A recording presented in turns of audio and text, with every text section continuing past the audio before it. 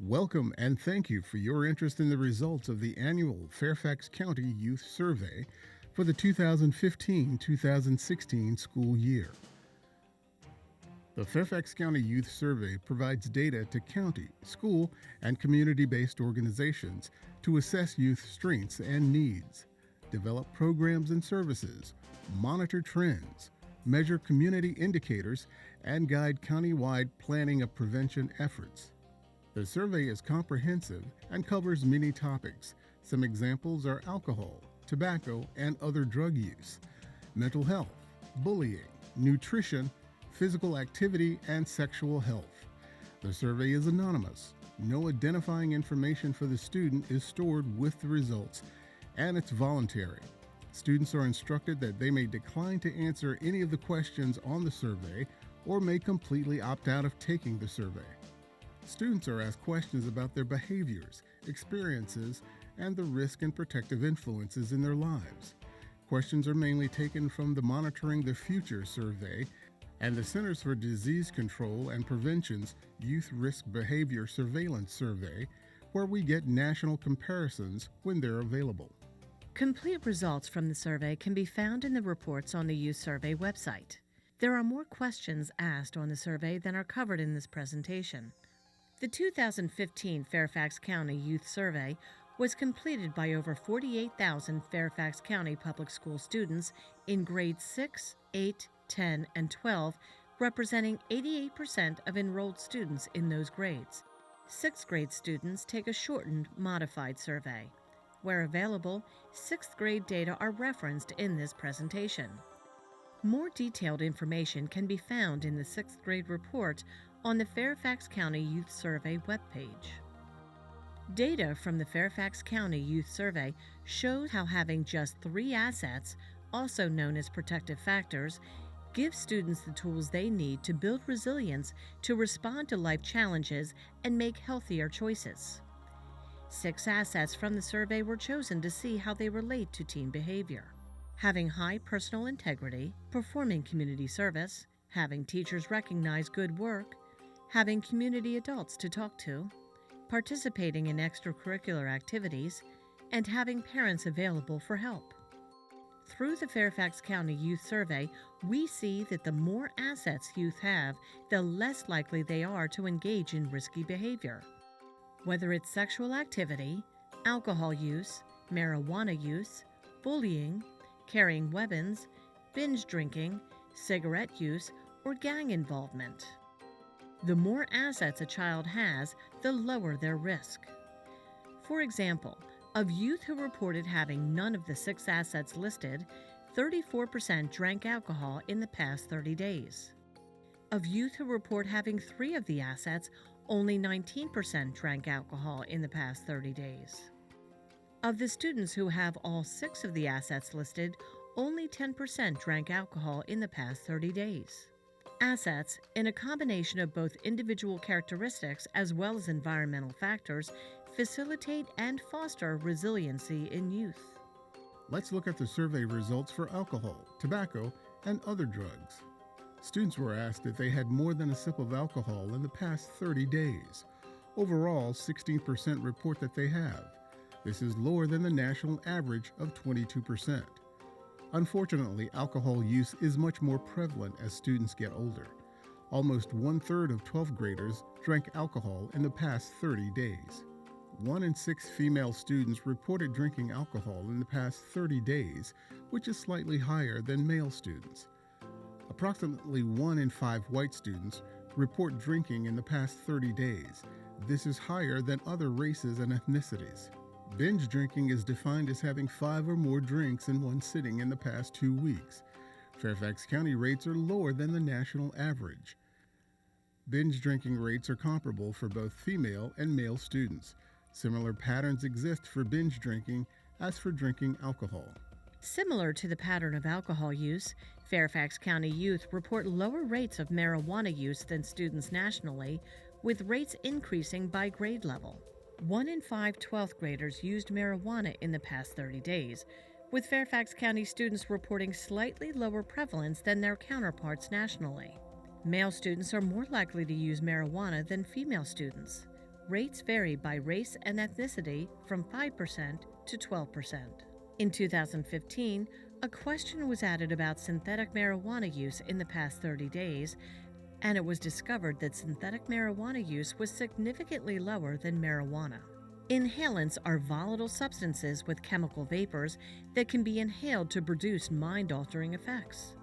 This includes a variety of products common in the home, such as spray paints, glues, aerosols, whipped cream cans, and cleaning fluids. Use rates are very low overall and are lower than or comparable to those reported nationally. In addition, the highest use rates are among sixth graders for this dangerous behavior. The survey questioned whether students used painkillers or prescription medications without a doctor's order, and it was discovered that the misuse of these drugs is even more prevalent than smoking. As with other drugs, use increases as students get older. Smoking among Fairfax County youth is less prevalent than it is nationally, but the pattern is the same. Students are more likely to smoke as they get older. Cigarette smoking rates decreased from 2014 to 2015, and overall are less than 1/4 of what they were in 2001 when the first Fairfax County Youth Survey was administered. In 2015, a question was added about smoking e-cigarettes. Similar patterns exist for e-cigarettes as for regular cigarettes. However, like their counterparts nationally, Fairfax County youth are more likely to use e-cigarettes. Looking at drug use for sixth graders who take a shortened, modified version of the survey, it is revealed that inhalants are the most prevalent drug used. Overall, 2% report using inhalants in the past 30 days, more than alcohol, cigarettes, or marijuana. A closer look shows that students of all other races and ethnicities are more likely to use inhalants than white sixth graders. Fairfax County Youth Survey data show a young person who engages in one risky behavior is more likely to engage in other risky behaviors. Let's take alcohol, tobacco, and other drugs as an example. Students who report using alcohol, tobacco, or other drugs in the past 30 days are more likely to report having sexual intercourse, bullying, and cyberbullying others, and attempting suicide than students who had not used alcohol, tobacco, or other drugs. In addition to asking students about their behavior, we ask them about their support systems. The good news is that the data shows us what parents think matters. Students were asked if they thought their parents disapproved of them drinking alcohol. Of the students who perceived their parents thought it was very wrong for them to drink, 92% did not drink alcohol in the past 30 days, compared to 48% of students who perceived their parents thought it was not wrong at all. The Fairfax County Youth Survey asked students questions about stress, depressive symptoms, suicide, and unhealthy weight loss behaviors. In 2015, a new question was added about stress. Students were asked to rate their average level of stress during the past month on a 10-point scale, where 1 means no stress at all and 10 means a great deal of stress. Students who reported 8, 9, or 10 were considered to have high stress. Over 1/3 of Fairfax County youth reported high levels of stress. Unfortunately, prevalence increases as students get older, with over 2/5 of 12th graders reporting high stress. Female students are significantly more likely to report high levels of stress than male students. Rates vary by race and ethnicity from 29% to 39%. Students were asked, during the past 12 months, did you ever feel so sad or hopeless almost every day for 2 weeks or more in a row that you stopped doing some usual activities? Over 1 in 4 students report depressive symptoms in the past year, and rates increased by grade level. Fairfax County 10th graders report lower rates than their counterparts nationally, while Fairfax County 12th graders are comparable to their national counterparts, as reported by the Centers for Disease Control and Prevention. Though the overall rate of depressive symptoms in Fairfax County is 26%, a closer look shows that female students are affected at a much higher rate than males at every grade level and for all races and ethnicities. This is a pattern we also see with the national data. Over 40% of Hispanic females report depressive symptoms in the past year. When asked about suicide, 14% of students report seriously considering suicide in the past year. Approximately 1 in 5 female students have considered suicide. As with depression, the rate of students who have seriously considered suicide is slightly higher for Fairfax County than for students nationally. Students who report attempting suicide is 6%, but the rate is much higher for Hispanic youth. Nationally, almost 60% more 10th graders actually attempted suicide than those in Fairfax County. Female students are almost 2.5 times more likely to attempt suicide than male students. Through the Fairfax County Youth Survey, we see that positive influences in students' lives make a difference in depressive symptoms, suicide, and feelings of stress. For male students who report having all 6 of the protective factors listed, the rate of depressive symptoms is only 8%, compared to 41% for those who report depressive symptoms when they have none of the protective factors. Similarly, for female students who report having all 6 of the protective factors listed, the rate of depressive symptoms is only 14%, compared to 76% for those who report depressive symptoms when they have none of the protective factors. We can see that having protective factors in their lives makes a profound difference for our youth, especially in the case of girls as it relates to depression, suicide, and stress. Unhealthy weight loss behaviors include using diet pills, powders, and liquids without a doctor's prescription, fasting for 24 hours or more, and either vomiting or using laxatives to lose or not gain weight. Overall, 8% of students have used unhealthy weight loss methods in the past 30 days. This equates to approximately 4,300 high school students in Fairfax County Public Schools. Female students are affected at a much higher rate than males at every grade level and for all races and ethnicities. Hispanic females are disproportionately affected, with almost 1 in 6 reporting use of at least one unhealthy weight loss method. The survey also asked students questions about the food and beverages they consume and the amount of physical activity they get. Childhood obesity is a national concern. Unhealthy nutrition and physical activity behaviors are linked to a variety of chronic diseases, such as cancer, stroke, diabetes, and heart disease. Youth who adopt good physical activity and nutritional habits are likely to be at a healthy weight and be on the road to lifelong good health. Students were asked a series of questions regarding the fruits and vegetables they ate in the past 7 days. Almost 1/3 of 6th graders eat 5 daily servings of fruits and vegetables, but the percentage of students meeting this goal decreases with age. There is no difference between female and male students. The percentage meeting nutrition requirements by race and ethnicity vary from 21% to 27%. The number of youth who eat 5 fruits and vegetables per day is significantly less nationally than it is in Fairfax County. Students were also asked a series of questions regarding the beverages they drank in the past 7 days. Almost 1/3 of 6th graders drank at least one sugar-sweetened beverage per day, and this becomes more prevalent as students get older. Male students are over 50% more likely to drink sugar-sweetened beverages daily than female students. Youth reporting drinking sugar-sweetened beverages daily by race and ethnicity vary from 28% to 49%. It is recommended that youth get an hour of physical activity every day.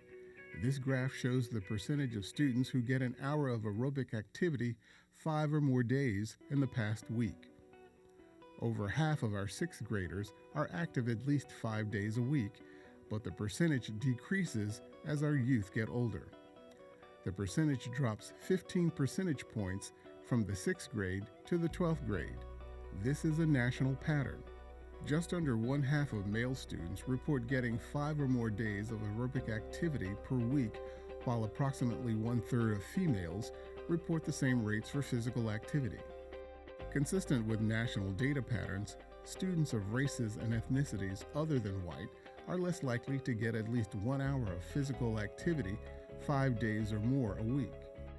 Screen time is time spent on the average school day watching TV, playing video games, or using a computer or other device like smartphones for something that is not schoolwork, including Facebook and other internet activities. The more hours students spend on screen time, the less opportunity they have for physical activity. More than 3 out of 5 Fairfax County youth get 3 or more hours of screen time on the average school day. That rate increases to over 70% for Black and Hispanic youth. The 2015 data continues to indicate that there has been a shift in screen time use. Fewer youth are watching 3 or more hours of television per day, while more youth are playing video games or using devices and the internet for non-school related activities for 3 or more hours per day. Recent research has linked inadequate sleep with a higher risk for childhood obesity. Approximately 1/3 of Fairfax youth get at least 8 or more hours of sleep on the average school night. This varies widely by grade, with half of 8th graders getting at least 8 hours, but about 1/3 of that rate for 12th graders. Nationwide, more 12th graders get 8 or more hours of sleep per night at 22%.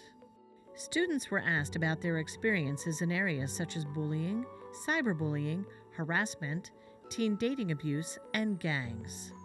Beginning in 2015, Fairfax County students were asked whether they texted or emailed while driving in the past month. Over 1/3 of 12th graders reported this dangerous behavior. Students were provided the instruction: bullying is when one or more students tease, threaten, spread rumors about, hit, shove, or hurt another student over and over again. It is not bullying when 2 students of about the same strength or power argue or fight or tease each other in a friendly way. Students were asked to respond to questions about whether they had ever been bullied and if they had ever bullied anyone else on and off school property. These questions were introduced in 2015, so comparisons to rates of bullying in 2014 and earlier years should not be made. Being a victim of bullying was most prevalent among 6th graders, with almost 1/3 of students reporting being a victim. Bullying peaks in the 8th grade for bullying others. Almost 10% of 8th graders report being a bully. Female students are more likely to report being the victims of bullying, while male students are more likely to bully others than female students. Electronic bullying is bullying through email, chat rooms, instant messaging, websites, or text messaging. Though cyberbullying can be devastating due to the number of people that can be reached instantaneously, the student-reported prevalence of cyberbullying is lower than that of traditional bullying.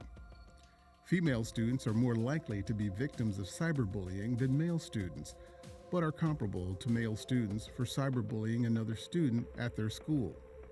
By race and ethnicity, the prevalence for cyberbullying others ranges from 5% to 6%, and the prevalence for being cyberbullied by others ranges from 9% to 14%. Another question asked of older students on being cyberbullied indicate national rates for cyberbullying are slightly higher than those reported in Fairfax County. Students were asked if anyone said something bad about their race or culture, or if they had done the same to anyone else. 6th graders report a lower rate for this behavior, with only 19% being the aggressor, but it jumps significantly to 33% by the 8th grade and 40% by the 12th grade. Looking at racial and cultural harassment by race and ethnicity, white students are less likely to be harassed based on their race or ethnicity, but students of all races and ethnicities report about the same for harassing others. Students were also asked if they had been sexually harassed in the last year. Overall, 14% of youth reported being a victim of sexual harassment. However, female students were much more likely to be a victim than male students. Students were asked several questions related to unhealthy relationships. Teen dating abuse is often associated with physical injuries, but before you see bruises, there may be other warning signs that a relationship is not healthy or safe. Unhealthy relationship experiences increase by grade level, with over 1 in 4 students in 12th grade reporting experiencing at least one of the following in the past year: having a partner in a dating or serious relationship who always wanted to know their whereabouts, being pressured to have sex when they didn't want to, and being a victim of verbal and/or physical abuse. An estimated 1,350 high school students in Fairfax County Public Schools are affected by physical dating abuse, while an estimated 3,600 are affected by verbal abuse. Male and female students report roughly the same for experiencing controlling behaviors and physical abuse, but female students are about twice as likely to experience verbal abuse or to be pressured to have sex when they didn't want to. While the youth survey is not the ideal tool for measuring the number of gang members in Fairfax County, it can tell us a great deal about their lives. Youth who report ever being in gangs show increased risk across all aspects of their lives, including their school, family, and community. Students were asked if they had been physically forced to have sexual intercourse when they didn't want to. This question was not asked in the context of a dating relationship, and it should not be assumed that the aggressor was a current boyfriend or girlfriend. 4% of females report that they had been physically forced to have sex. Males reported half the female rate.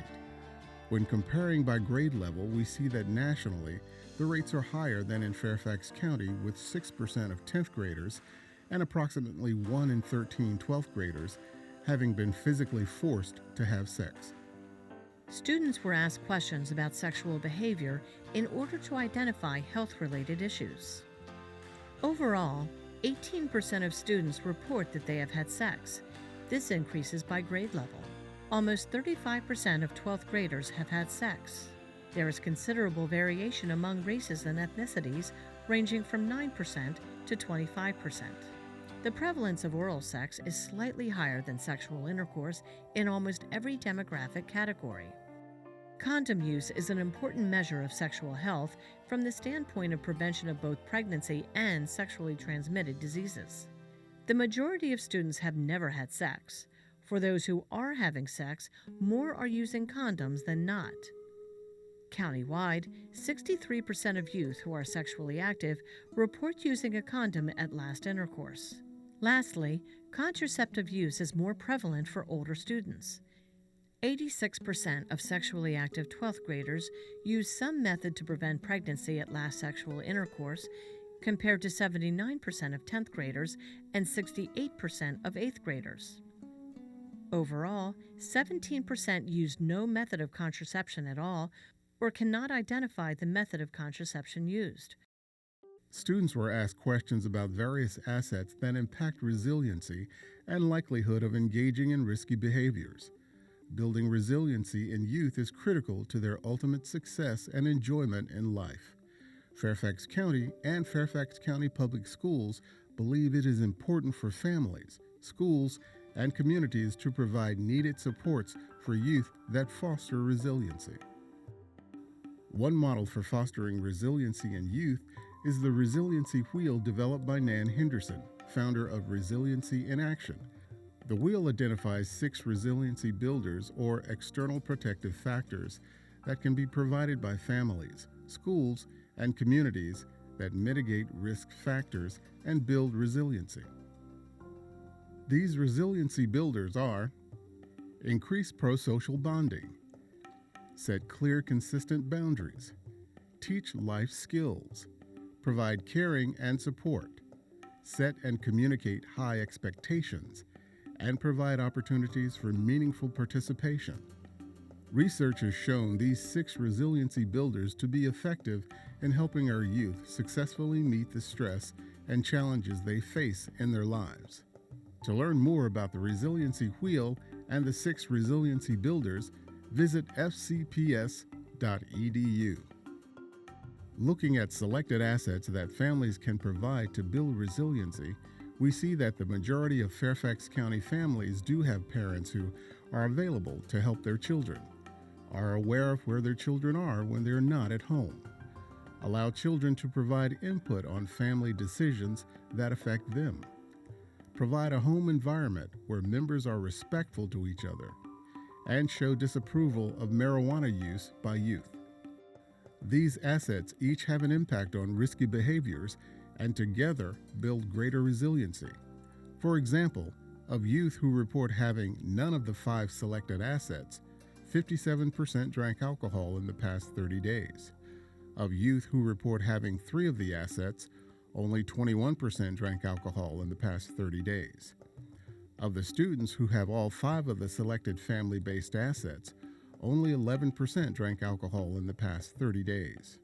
Learn more about the assets that schools, the community, and all of us can help youth acquire in the Building Resiliency in Youth Through Assets video on the Youth Survey webpage. The data show us that when we give our teens opportunities to be involved, offer supportive relationships, and recognize their good work and accomplishments, we give them the assets to help them make good decisions and become resilient to risky behaviors. Above all else, it is vital that youth have at least one caring, trusted, and supportive adult relationship in building resiliency. Adults can decide to be the one, whether it be from the family, schools, or community. Adults should ask youth how they are doing in school as well as life in general. By listening and providing support, especially when things aren't going well, youth will feel like they are cared for and know what they do matters. When youth are doing well, providing praise and specific feedback is better than just saying, "Good job." In addition, giving youth opportunities for meaningful participation and pro-social bonding helps build a feeling of community. Helping youth set goals that reflect positive thinking and a belief that they can be successful is important to increase performance, achievement, and well-being. Finally, setting clear and consistent boundaries provides youth with explicit rules on the expectations of behavior. Fairfax County youth who report that their families had clear rules, especially about alcohol and drug use, also reported that they were less likely to engage in risky behaviors. We can increase awareness around mental health issues by taking free online suicide prevention training or becoming certified in mental health first aid, both available through the Fairfax Falls Church Community Services Board. Visit fairfaxcounty.gov/CSB to learn more. We can also program the crisis text number into the phones of our students who attend Fairfax County Public Schools. Students who find themselves in crisis can send a text to 703-997-5444 from their cell phones for immediate help and access to mental health resources. Please visit the Prevention Toolkit for more ideas and opportunities on how you can take action in your family and community. You can also view detailed topic-specific presentations on substance use, bullying and cyberbullying, teen dating abuse, depression and suicide, or nutrition and physical activity. The Prevention Toolkit also provides resources for these topics. View the toolkit at fairfaxcounty.gov/ncs/prevention/toolkit.htm. To learn more about the Fairfax County Youth Survey or view the full report, presentations, survey instruments, fact sheets, and videos, visit fairfaxcounty.gov/youth-survey. For questions regarding the Fairfax County Youth Survey, email sophia.dutton@fairfaxcounty.gov. For questions regarding intervention and prevention services in Fairfax County Public Schools, email dd.baylor@fcps.edu. Thank you for your interest in the Fairfax County Youth Survey.